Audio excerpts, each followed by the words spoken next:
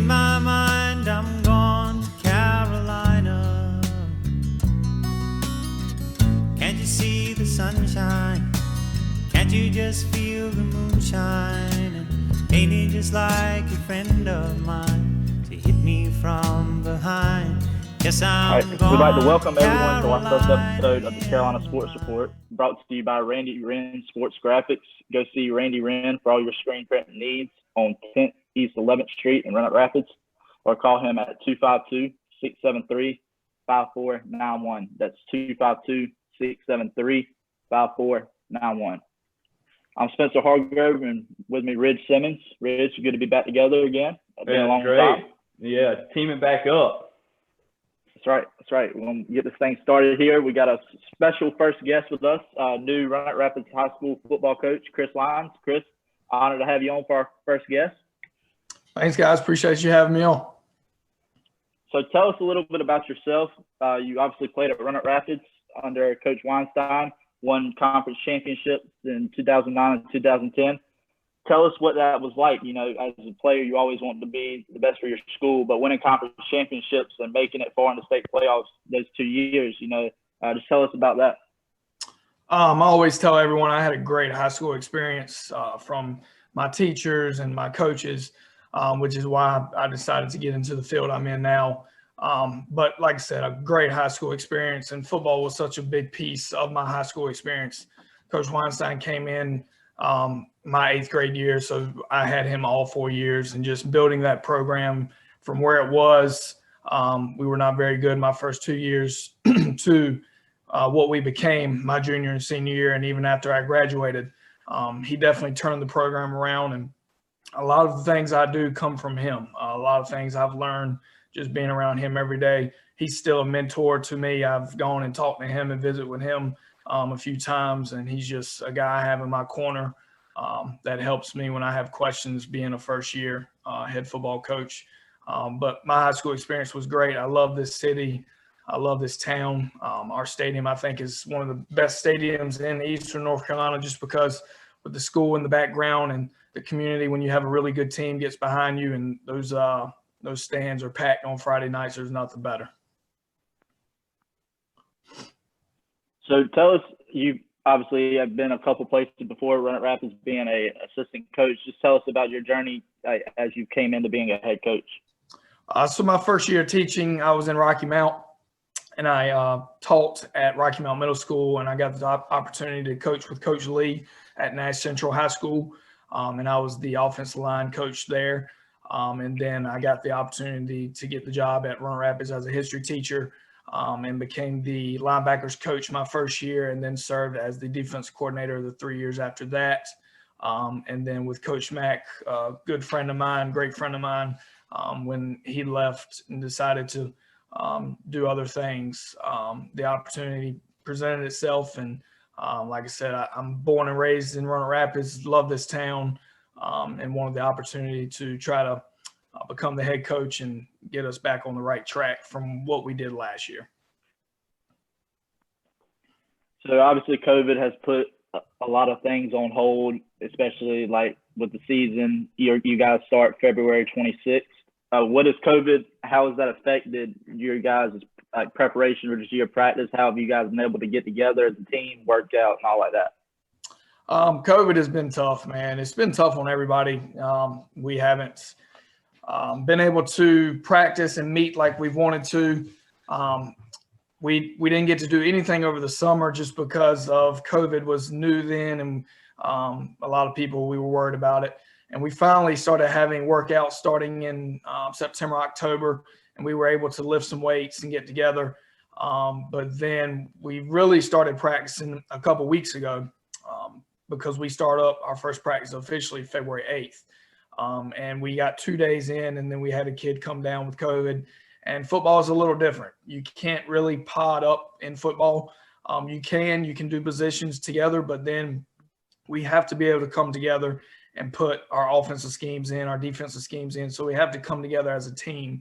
And so when one person gets COVID, it pretty much is the whole team. And so our school decision was to shut the whole thing down for 2 weeks, and we'll be able to go back on Tuesday of next week. But it's been tough. I have a good group of kids and a good group of coaches, and I want to get there and get to work. And the coaches do, and the kids do too. Everybody's hungry to get to work.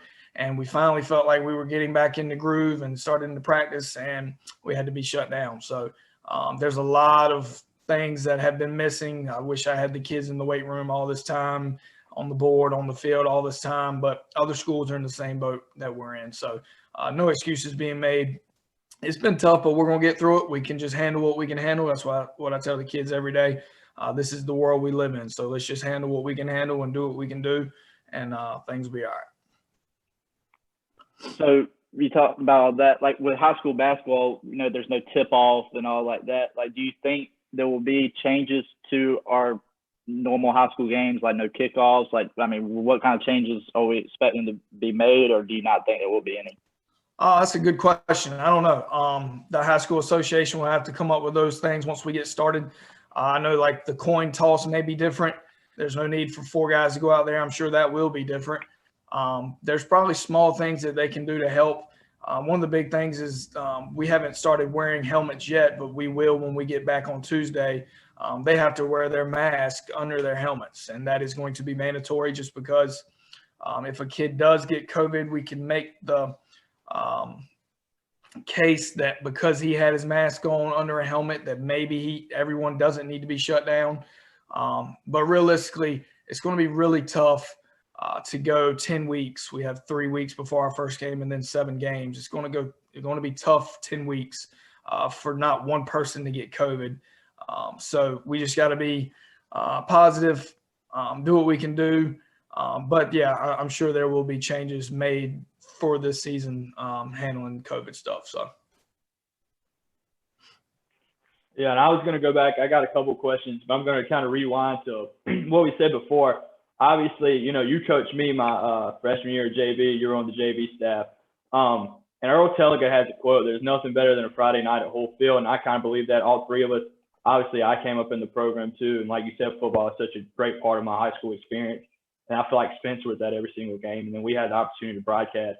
But how did that feel, when your number was finally called? Can you just tell me the feelings you had when they were finally, all right, you got the job. This is your town now. Man, growing up in this town, Ridge and Spencer, you guys know, you play midget on that field, you play middle school on that field, and you get to the high school. It's the most special place. I really was so honored. I tell my kids that it is a privilege to play football at Roanoke Rapids High School. You don't just get to walk out there and do it. You have to earn it. And it was such an honor for me to play there and then get the opportunity to come back and be an assistant coach there, and then to get the call that I got the head coaching job. It's a dream come true. A lot of guys, people have big dreams, be a doctor, be all things in life. I was pretty simple. I wanted to be the head football coach at Roanoke Rapids High School. So to get that call, to call my dad and tell him, call my friends, tell everyone that I got the job, it was very special. And it really is still a dream come true. And I wake up every day and I'm the head football coach at Roanoke Rapids High School. And it's just, I'm living in a dream, honestly. Yeah, for sure. And we're proud to have you. I'm glad we've got one of our own back, and I think you do great. Obviously, like you said, you've been down a little bit the past couple of years, but within the past 5 years, Roanoke Rapids had a lot of success. What do you need to do that you think to change from what we've kind of struggled in the past couple of years, but also what are you going to try to build on? From in 2014, we won a conference championship, and then the year after that, they only lost 1 game. So what are you trying to build on, and what are you trying to remove from the program? So 2 years ago, we won a home football game versus East Duplin. East Duplin went to the state championship the year before. This program is not far-fetched from being successful. We had a bad year last year, but those happen. I don't think we're far off. I have a great coaching staff, like I said, got a good group of kids, great group of kids. We have a good core group in our sophomore group. It's a lot of good kids, a lot of good athletes, and they like to come in there and work, and I love it. So the expectations for this year, I'm going to put pretty high on myself because we have the talent to do that. But definitely going in the future, I think the future is bright for Roanoke Rapids High School.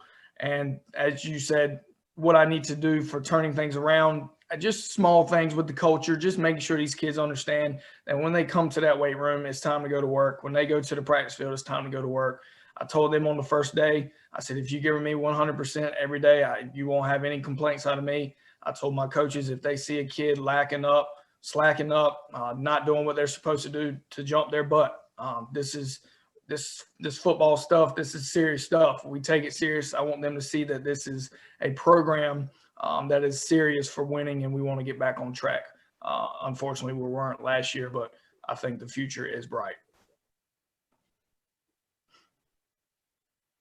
So what can you tell us about this year's team? I mean, like you said, obviously you guys haven't been able to get together and have a full workouts and all like that, but like what kind of feel can you give us for this team? Like, are we going to see more up-tempo pace? What can you tell us? So I've had the kids for 2 days. We've been on the practice field for 2 days. So there's not too much I can tell you. Just that I am excited with what I've seen. A good group of seniors. We don't have a lot of them, but the ones that we do have is a good group.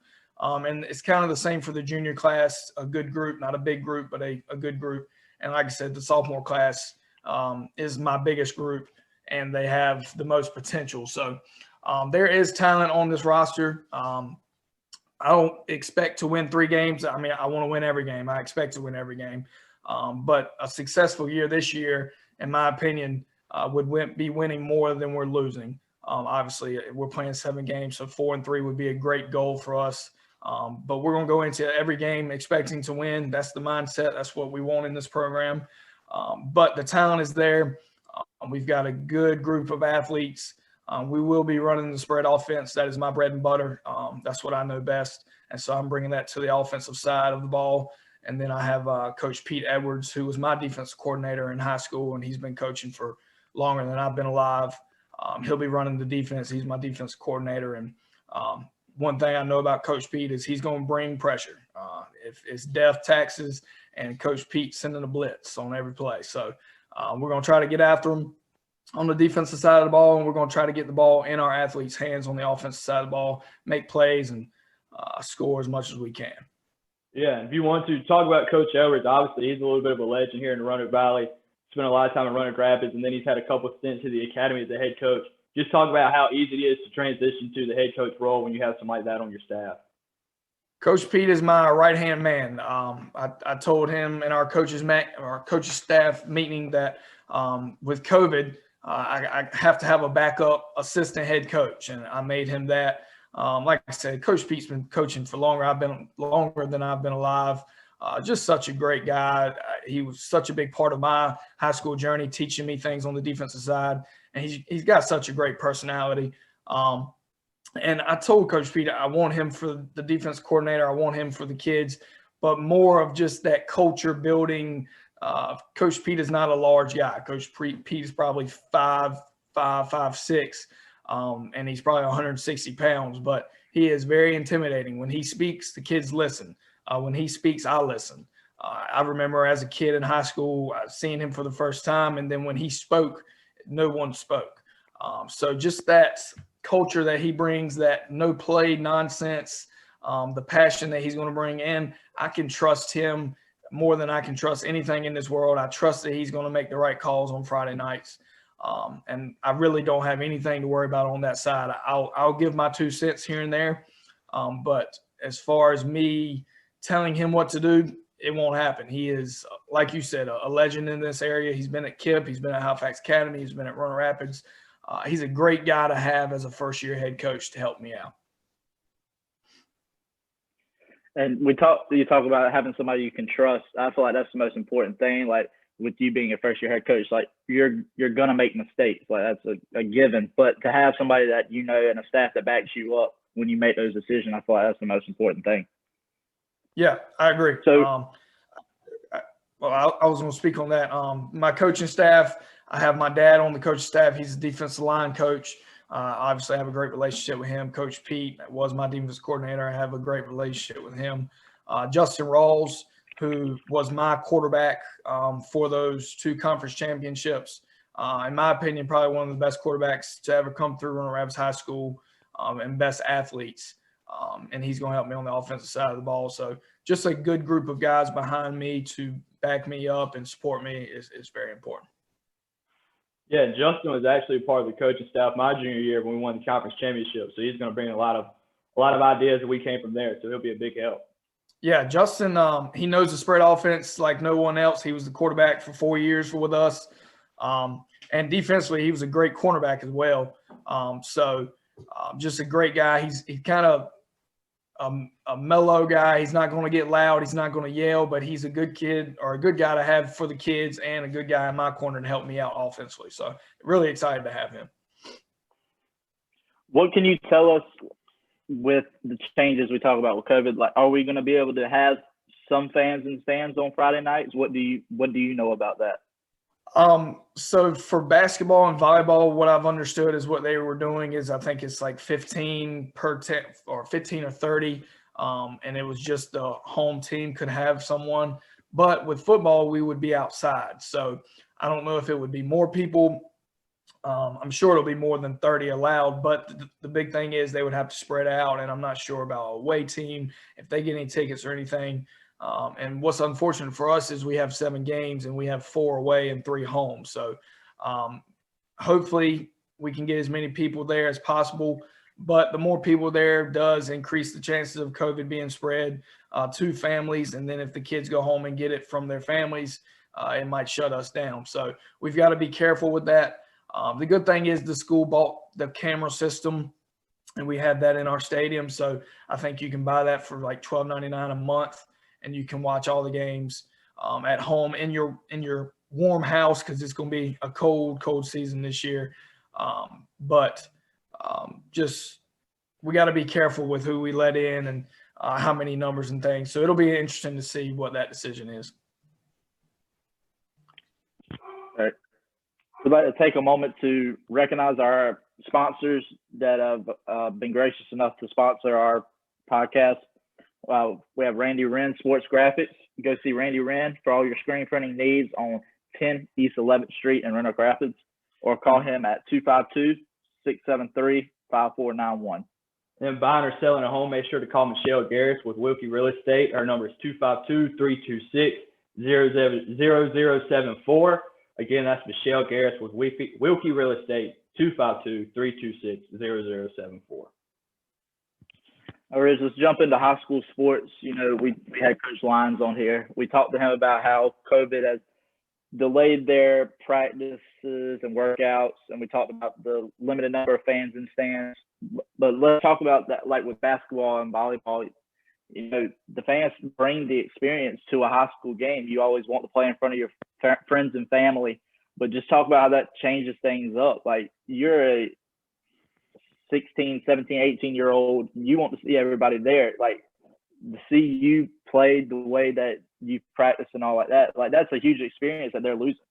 Yeah, I mean, for sure. Obviously, I think these the kids in high school now, especially the seniors, even though they don't really get to play in front of fans, I think they're pretty appreciative that they just get to play. Because, I mean, last year, spring sports were cut out totally. I mean, you had some baseball and softball, men's tennis plays in the spring, women's soccer. I mean, it was cut out. You lost your whole senior year, which is absolutely unfair to them because they didn't call it that at all. But going into not having fans, I mean, even with basketball, I think back, I've been able to catch a couple of the high school games. Some of the athletic departments throughout the state have kind of put them on Facebook, and I've watched them here and there. And, I mean, basketball is a game of runs, man. So, I mean, you're down 10, it takes a lot. When you get a crowd behind you, it's a whole lot easier to start cutting into deficits and stuff like that. When there's nobody there, it's very easy for a run to get away from you because you don't have any energy in the gym. You got to try to create it on your own. And it's hard. I mean, you got to think most high school teams probably don't have any more than 13 people on it. So you got 5 on the court. That gives you, 8 on the bench to try to create somewhat of an atmosphere, and that's kind of tough. So I'm sure it is a little tough, but like I said, I'm sure they're very appreciative that they just get to play. Last year, I mean, those spring sports were totally cut. And I thought that's the hardest thing. I'm glad that we weren't a part of that, and I feel awful for them. But, like, just your last year, your senior year is supposed to be the best year of your life. You know, you get to play sports for the last month, like with baseball. You're with those guys almost every day, and you started practicing and played a couple games and softball too. And then after the third, fourth game, your season's just done. And you barely had any time to really do anything.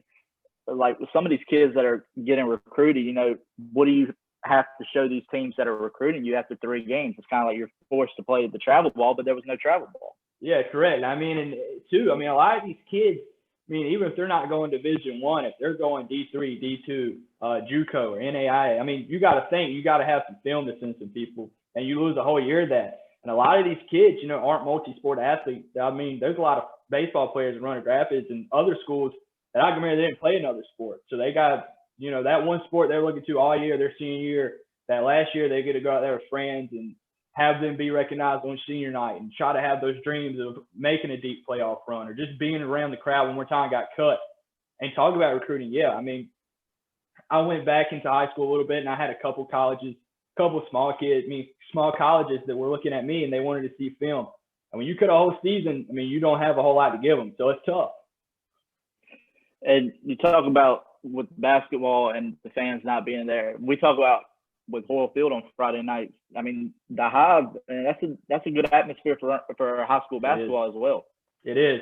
You get one thing about Roanoke Rapids, I'll give them credit. Pretty much everybody there is very supportive of the athletic programs. I mean, you got to think even at Hoyle Field, take away the fans. That band down there in the left corner is very, very loud. They're always supporting that team. They're so they're probably some of the loudest people in the stands when somebody scores a touchdown. So it's tough not having it. Yeah, I've never experienced it, so I don't know. I couldn't tell you, but I mean, I'd be pretty disappointed to have to go out there and play a football game with no fans. You know, it's not like the NFL or college where you can put artificial sound in. So it's going to be very quiet. It's probably going to be a lot like a practice. But too, I think it just goes back to these kids probably being very appreciative that they just get the opportunity to lace them up and go play. I kind of feel like this is a time that brings teams closer together. Like we talk about which team's going to win the conference, what team's going to win this, how far they're going to go. The closest team together, you know, what can others bring to the team? Like just bringing energy is going to be a huge part in having a successful team. For sure. I mean, you know, you always talk about if you're not in the game, you need to be up there supporting your teammates, and that's going to be huge this year. Everybody plays a role in a team. If you're on the bench for a given amount of minutes, it's going to be very important that you're trying to feed some energy into the playing field because there's not going to be any there from the fans. Obviously, with football, you're going to have a lot more people on your side. It's going to be a whole lot. It's going to be easier to grab attention from the 35 guys on your sideline over the 8 guys if we're a basketball sideline. But it's, you know, guys who aren't playing have to realize at this point, especially, they play a big role. They're going to have to be the biggest team supporters because there's not going to be anybody in the stands. And we'll get back to that with the college level and all, but with high school football starting up, first game is February 26th. Hopefully, fans will be able to go to Hoyle Field. We're not sure the amount of numbers like we heard from Coach Lyons, but just do whatever we can. We got to get behind the kids. I mean, you got to get behind Coach Lyons too. Yeah. And to being outside, I think football would probably be a couple, you know, a little bit more. Obviously, I think it probably wouldn't be far-fetched to maybe have 2 family members from each player. Hoyle Field holds a pretty substantial number of people to be, you know, in a small town in eastern North Carolina. So, but yeah, it's going to be tough. Hopefully they have some people in the stands. Hopefully they have some support from somewhere. I mean, even if it's only 50 people, obviously that'll help a whole lot. And one thing about Hoyle Field is the gated area around the end zones. You know, we could, I mean, I'm not the one making the decisions, but I feel like you could at least mark some spots to get some people standing far away from each other, but that's not my call to make. Correct. Yeah. I mean, let's talk about. I was going with it. Yeah. I remember playing. I mean, the stands were always filled, but you know, those fences were lined up all the way around the field too. So I mean, that is a good idea. Obviously, with COVID, at any situation, anything we're doing, whether it's athletics, academics, trying to make public health decisions, we don't know anything really about this virus. I mean, we're starting to become a little bit more educated, but it's tough. So it's hard to sit here and say, let's make a decision on this, make a decision on that, because we just don't know. So let's talk about RHS basketball with second year under Coach George Collins. They're 0-1 so far this year, losing to Granville Central, but they play tonight versus Warren County. I just hate not being able to see that team because we all know Coach Collins. He's a very high energy person, and he's going to do what's best for the kids. But just his personality, and I feel like that team is going to adapt to him very well in the second year. Yeah, I mean, and I wouldn't really look at Coach Collins' win-loss record right now. that's a very, very, very young team. And George is obviously a great coach. We both grew up around him, so we know he's had a lot of success. Whether he had some stints at the academy, and he's been a great AAU coach too. So I really wouldn't look at that. Obviously, I think he's the right guy there. I think he'll probably turn this around. But two, you go in from a year where you struggled a lot. You had a lot of young guys. And I think they really started to mesh at the end of the year and was trying to break through that wall. And then you go into this year with COVID and you lose a lot of preparation. You don't get to have the fans in the stand, like I said, which in basketball is huge. Probably bigger than any sport is basketball. You need some fans. You get in those enclosed areas, it gets loud. It's a whole lot easier to play a game. But yeah, I think going forward, they'll start to show some improvements. But two, they've got a big test ahead of them with COVID. And you talk about not looking at his win-loss record. That's a tough conference. I mean, you have two guys who are top 25 in the state with Terrence Harcum and Bobby Pettiford. Bobby Pettiford's going to Louisville, and he's on South Granville, and Terrence Harcum is at Granville Central, who they just played, is going to App State. That's two guys in the top 25 on two separate teams. Correct. I mean, South Granville just beat Warren County by 113. It's kind of hard to say anything bad about them. You have talent like that in your conference. It's really hard to beat. I mean, you just have to think. Bobby Pettiford, you have a guy that's going to play at the highest level in college basketball. The ACC is by far and always has been, probably always will be the best conference in college basketball. And when you have somebody that you're playing that has the opportunity to go there and to probably play pretty early in his career, it does a lot. And it's tough to win games like that, especially when you're young. I know Runner Graphics is a little undersized too, but and like I said, he'll get it turned around. I really do have faith in that. George is a great coach, but it's a tough conference. The Northern Carolina Conference is great at almost every sport. You talk about football, basketball, and baseball, the three majors, and then softball. They have great teams coming in there too. South Granville has some of the best softball teams in the state. So it's a tough conference to win in, period. But when you have some talent like that in your basketball conference, it's tough to win. And it's more about developing your program. I think, South Granville's, like you said, always been good. But, when you have kids coming up to the middle school level, you got to just be patient. And I feel like that's what George has to do as well, and what our town has to do, and not looking at his win-loss record. Just correct. Be patient. I think South Granville's gotten to the point where they're definitely not in a rebuild. They're in a reload every year. They've gotten to the point where they've had so much success that when those freshmen come in, it's no pressure on them to be good right away. Where Runner Graphics is kind of different. They've got a lot of young guys that have to come up and step up. They have some sophomores, some underclassmen have to play early. And I think George definitely, he'll have that eventually. I think definitely if he stays there, he's a great coach and he knows how to develop talent.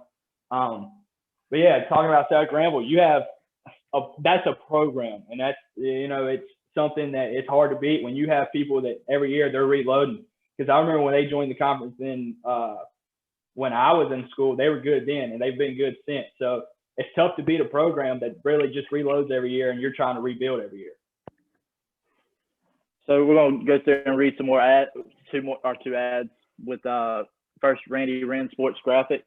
Go see Randy Wrenn for all your screen printing needs on 10 East 11th Street in Runner Rapids, or call him at 252-673-5491. Again, if you're buying or selling a home, call Michelle Garris with Wilkie Real Estate. Her number is 252-326-0074. Again, that is Michelle Garris at 252-326-0074. So, Ridge, let's jump into college sports a little bit. College basketball is up and running. We saw in college football, Alabama dominated like pretty much every season. But just to be able to get through that whole season, and yes, we saw our cancellations and postponements here, but that's going to happen. I mean, that's like you said earlier, it's pretty much, and like Coach Lyons said, it's impossible to go that straight consecutive weeks with this amount of negative tests. So I just think it's a praise to our programs and to the health staff and all at these programs that we were able to just make it through the season and all. Yeah, and for sure, to get all the way through. And, Ohio State comes in there with they didn't play as many games, but Clemson played, 15 games? Alabama played almost 15 games. I mean, that's a full regular season. Yeah, I mean, it just hats off to everybody that put that together, and hats off to the kids. It's tough. I'm a college kid now. You're a college kid now. You want to go out and have fun. You want to do these things. And for them to, to have the mindset of, okay, I can't go out here and do these things. I can't risk not only me, but the rest of my team. Hats off to them because they did a great job of socially distancing, doing the right things, and getting all the way through a season. And like you said, being a college student, you know, with me with basketball, like it's like this was the weirdest year because it's not just the players that have to do it. It's everybody. It's the coaches. And they have families. Like what happens when your kid is playing a sport, recreational level, and you know you want to go see them play, but you're like, I don't want to be around all these people, which it is outside more than likely. But it's just a very lifestyle change, and it's hard to ask a 21-year-old to pause their life. And but you know when you're on a team, you have to make those types of sacrifices. Correct. I mean, in college too, it's totally different than high school. And at high school, you have your staff on that particular team, and then you have an athletic director. College, there's a lot of levels to just one team. So it's tough to try to keep all those people together, try to keep them all negative, try to make sure everybody's doing the right thing. But they did a great job. Hats off to them because I didn't think they were going to make it all the way through a season. I really didn't. And I'm surprised we've made it this far with college basketball. We're more than halfway done and a couple of months left until the NCAA tournament, which we will have this year. It'll start March 18th. But the one thing about the NCAA tournament, and I think it's about near impossible to do, is the NCAA wants you to have 7 negative tests in a row with the tier 1 of your program in order to play in the tournament. So you're looking at 68 teams, 20 people usually in the tier 1, might be less, but if it is possible, you need 1,360 negative tests in a span of a week. That's just an outrageous number that I just don't see happening. Yeah, it's going to be tough. And obviously they're going to go into the bubble with the tournament like the NBA did, which is a great idea. Hopefully that number isn't too far-fetched with the vaccine starting to grow some legs and run around the country a little bit. But obviously, too, we're having a lot of trouble trying to get the vaccine out. Who gets it first? Why do they get it? So it's going to be tough. It is tough. Probably, in my opinion, should have cut it down to almost half the number of teams. 68 teams going in is crazy. But too, I mean, look at college football. They carry, they dress 50-some kids every single game with 20-plus staff members, and they're able to get through a whole season. So it's going to be tough, but I think it's doable. And two, I hope the vaccine, if we can start rolling some out here in the next couple months, maybe that number is a little bit more possible. I hope so, because I'm ready to be back in, at these college games, college football games. I'm ready to be back in them. That's what makes your college experience. That's what makes it fun, hanging out with your friends and going to these games and representing your school. Yeah, correct. Obviously, I've been in college for a couple of years now. I feel bad for these freshmen who don't get experience. Dowdy-Ficklen's a great place to be on site. Definitely the Pirates are winning. It's a great place to be. So they've kind of missed that whole opportunity their freshman year. But hopefully, I think we'll be back in the fall to some extent of fans, maybe half capacity or whatever. But like you said, it's tough. So hopefully we can get this thing going here soon. And we talk about ECU. We've been lucky enough to have a couple of players from Runner Rapids be able to play for ECU. We had Caleb Pratt, and now we have Dre Terry, which Dre's graduating with Dre. Yeah, he had a very good season. Been extremely impressive. I think he fits that system well. Coach Harrell here kind of has a fly-around defense, very aggressive. And obviously, I played with Dre in high school. He's a great player, very fast, very physical. He's probably one of the most physical players I've ever played with. He hits people and he hits them pretty hard. So hats off to him. He had a great year. Very impressed with him. And he'll be, I wouldn't be too surprised if he's not a starter next year. Right. And we'll have football starting back. And, probably during the summer. But obviously, there's still not going to be a lot with things changing because I think we're going to have to do the same things we did until obviously things get back to normal, which who knows when that will be. But, I just feel like changing things so much. And, we see Alabama winning that year after year, but they're just so good to adapting to whatever. And that's the thing with this year is, and I was listening to Mark Packer the other day, and it says more about getting lucky. Alabama just dominated everybody and from every game. Yeah, they I saw too. Talk about LSU last year, what a great team that was. But yeah, I'd put that Alabama team up against that team, and I'm sure that Devontae Smith is he's one of a generation talent. Kid doesn't look like he's much bigger than you, but he can flat out ball. So Yeah, and two, going with COVID, a lot of it probably is luck. Not having COVID in your, because majority of those programs were probably doing the right thing. The majority of them that got the COVID, I mean, it was nothing they did. I mean, it's tough. You walk out to the grocery store and you can bring it home with you, so it's tough. But two, I agree with Packers. Probably a whole lot of luck with the COVID thing. Not a whole lot of luck about winning like Alabama does, because they win every single year. Okay. So let's get back on that topic. We talked about having the NCAA tournament. We saw Seth Greenberg of ESPN said the top teams should opt out of the conference tournament.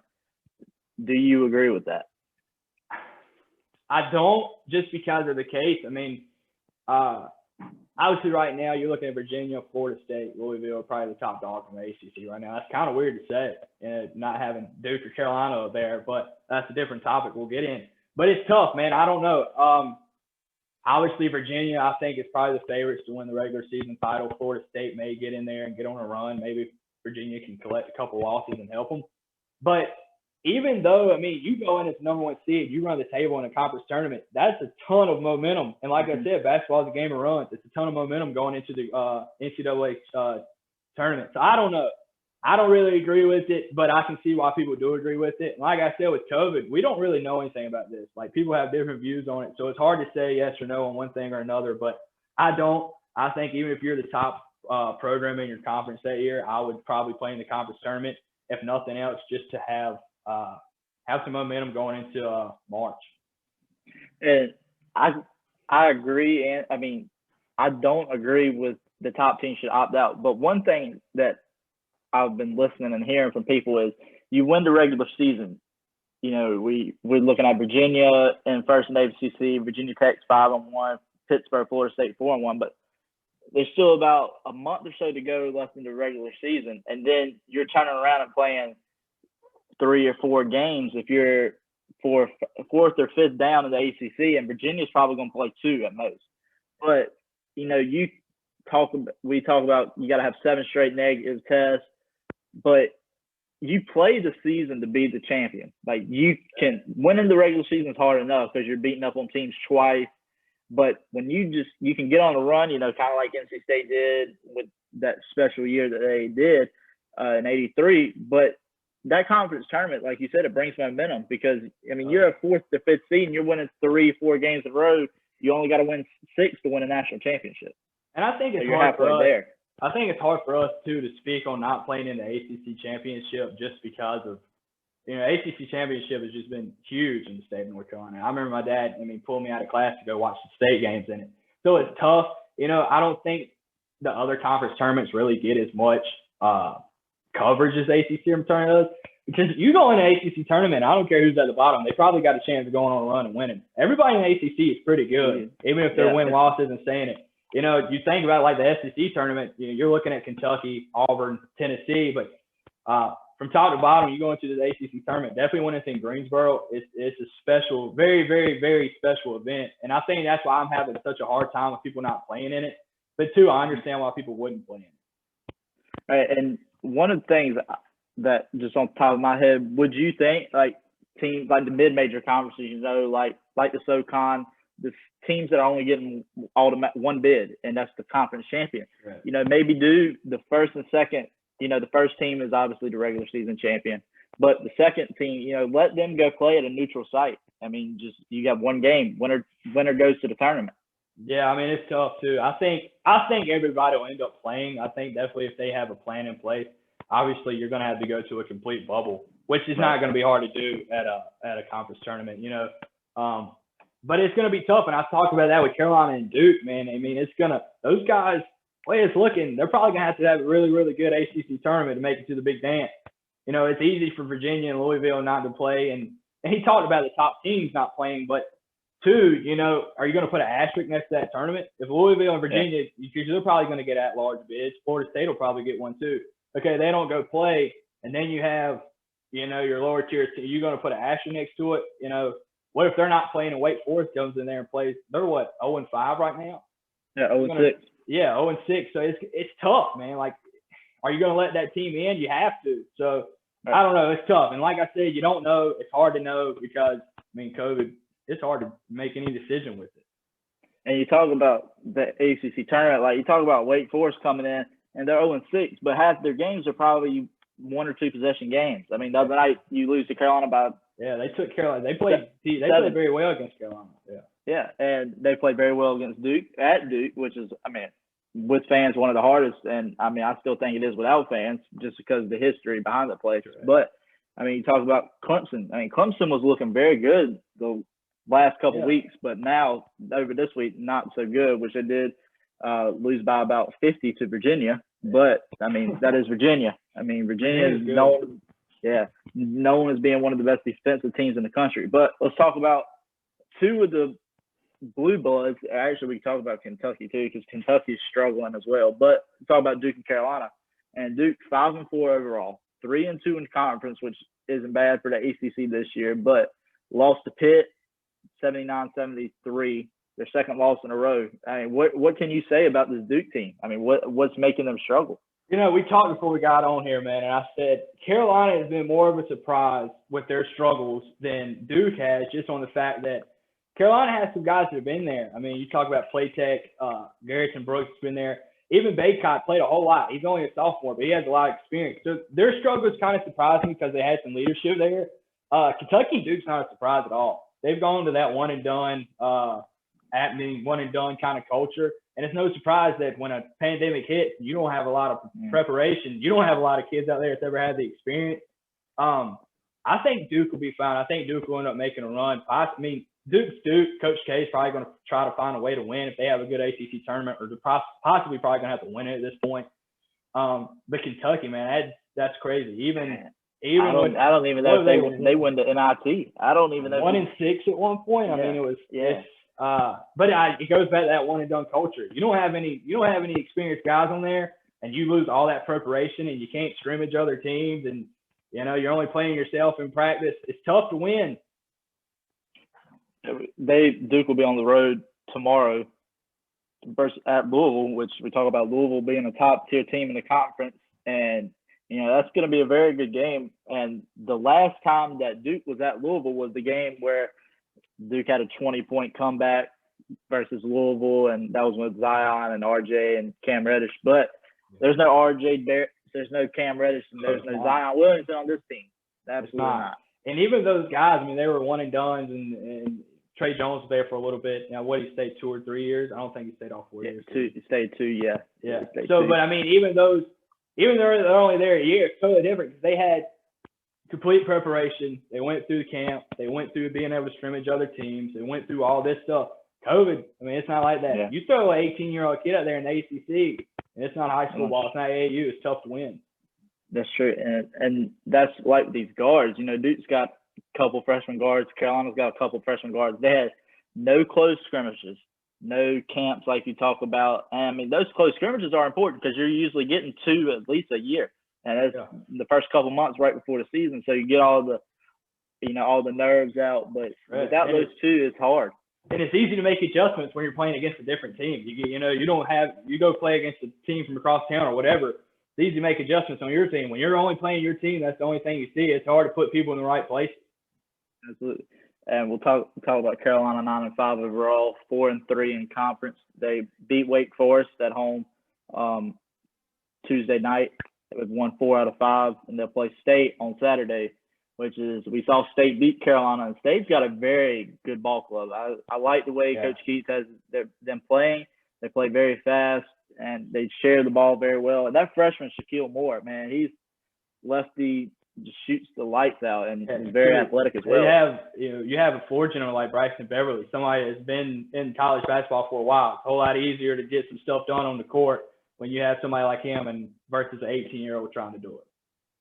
And my thing, like with Duke and Carolina and NC State, we see Duke get the North Carolina recruits a little bit, but they're going more out of North Carolina, I feel like. But with State and Carolina and Wake Forest, those 3 are the ones that are battling out every year for the North Carolina recruits. State is, I mean, they've already got a couple in the top 10 this year, and Wake Forest has got a couple. Carolina's got second and third recruiting the State coming in. And nobody understands just how good the state of North Carolina is in high school basketball. I mean we have kids every year. Yeah, it's a basketball state. And Called too, Duke I mean, State for a reason. Duke's always been to that point too. Duke's always had their hand in like California and New Jersey. And like you said, State, Carolina, and Wake Forest are going to try to battle out in the triangles. Go to Eastern North Carolina. But yeah, and it goes back to that one and done culture.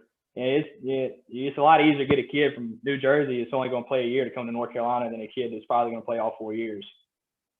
And I saw a stat the other day. This is the first time since 1982 that neither Duke or North Carolina has been ranked in the top 25. So that's been 702 rankings come out over the years. Yeah. I thought I would never see today, especially like with Kentucky or UCLA. I mean, UCLA is ranked, but those three teams are not ranked in the top 25. I just thought I would never see that. Yeah, I think it went all the way back to the Adolph days at Kentucky. Yeah. I think it was the last time. Yeah, that's a long, long time ago.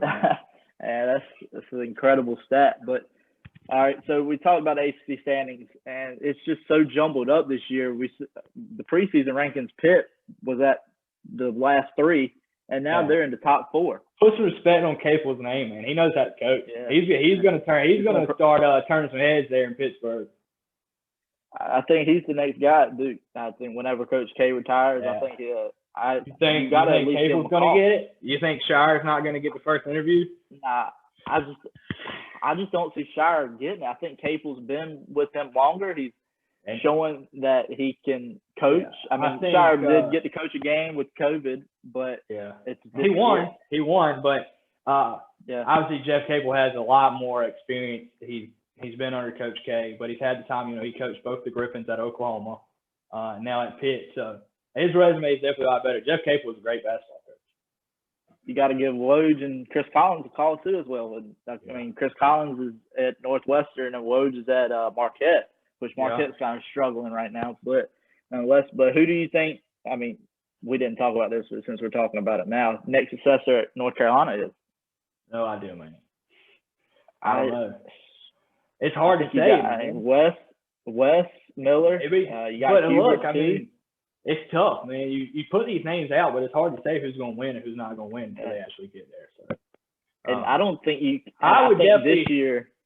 I would hold on to Roy Williams as long as y'all can, like he holds on to his timeouts. But say what you want, the guy wins a lot of ball games.